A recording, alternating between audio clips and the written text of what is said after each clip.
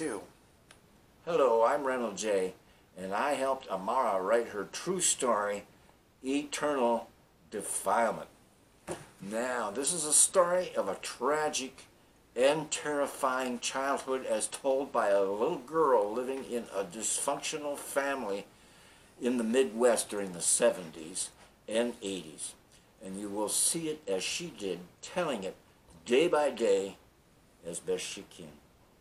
How could one possibly view the world with all the horror that she endured?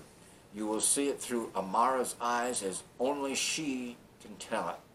And she will share this in the few triumphs and the many failures in her search for innocence. In her own words, July 23rd, 1971 was my first beating from my father, Jeb.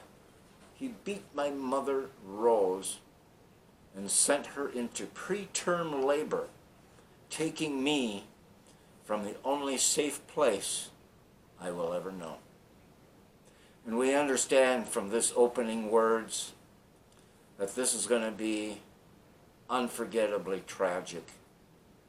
And as the tale unfolds, it becomes apparent that Amara was born into a world that offered little compassion or love, only pain and terrifying defilement at every turn.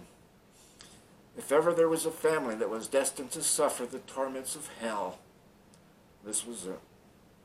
You'll meet her mother, who suffered nightly beatings in hopes that it would somehow end. You'll see the inhuman sacrifices that she made in order to hold on to her daughter and sons. You will see her failures as the torment overcomes her and she moves the family away from the horror, only to return to it over and over again. Jeb, born from a generation of abuse, could see no beginning nor end to the horror he would bring to those around him. To those on the outside, he was a charmer, a hit with the ladies. To his family, he was a Jekyll and Mr. Hyde, an evil man to be feared that inflicted mental and physical abuse that knew no bounds. And you will see the effects of the torment upon a little girl as she attempts to retain her sanity. How does one slip from the sane world into the shadowy world of delirium? You will see it slowly twisting and turning, cutting like a knife, moving her wounds ever and ever closer to the brink of madness. Will she survive, or will she slip into a world of damnation? Readers will get a glimpse behind the scenes with the creation of the book, when Amara corresponds with me, Reynold Jay, and Michelle, a reader of the second edition. By popular demand, actual emails between the three of us give the reader a peek at Amara many years later. This is a fascinating reading as we see the trials upon completion with this enduring manuscript. It is a miracle that the tale can be told at all when one sees the horrors inflicted upon Amara. Be warned.